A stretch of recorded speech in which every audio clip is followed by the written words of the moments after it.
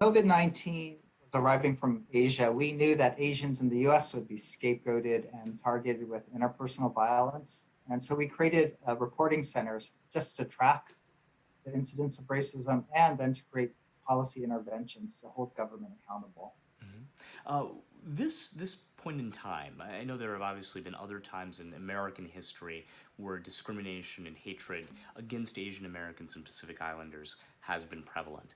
But is this one of the most prevalent times in American history, just judging it over its 240, 250-year history? Well, we've been excluded in the past, we've been banned in the past, we've been incarcerated in the past wholesale. This most this latest spate of racism most likely compares to what happened after 9/11 to South Asians and Muslims and Arab Americans. So we aren't surprised to see so many incidents of racism and the anti-immigrant policies that are being enacted against us with COVID-19 as an excuse. How do you combat this hatred? Is it through education? Is it through policy making? What do you do to stop it?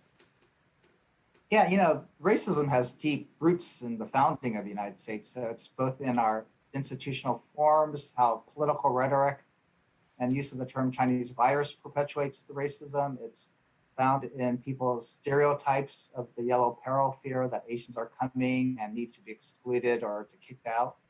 It's found in our daily interactions of how we see people as the other. And so we need multiple policy approaches, both public education, more civil rights enforcement, and hate crimes enforcement. Unfortunately, and this is only month 9 or 10, but a lot of people have been bringing up the term COVID fatigue. Is there a concern from where you are with your organization that the longer that this goes on, the worse it will get before it gets better? Yeah, that's a major concern. With the election and the use of the term Chinese virus and making China the primary enemy and a campaign issue, with the economy going bad, with people tired of COVID-19, we just think people are more angry at Asians in the US and could scapegoat us even more. And that's what we saw in Washington, D.C. People are frustrated and angry, and they need to take their anger out on somebody. Also, tell me this, though, I mean, when it comes to politics and now a transition to occur within 70 days, I would imagine that the use of that term, Chinese virus or the China virus, won't be as prevalent in mainstream media now. Do you think that would help when it comes to this issue? Yeah, it sort of helps when we were sort of sidelined from media attention. But I think, again, what this Washington incident speaks to is that people are triggered when they see Asians now.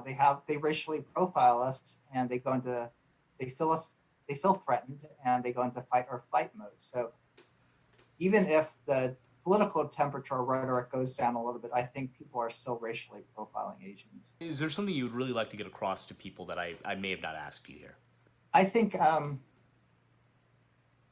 the political campaign and the elections have really shown a light on U.S.-China relations that have led to China bashing and then to the China bashing of Chinese people and people who look Chinese in the U.S.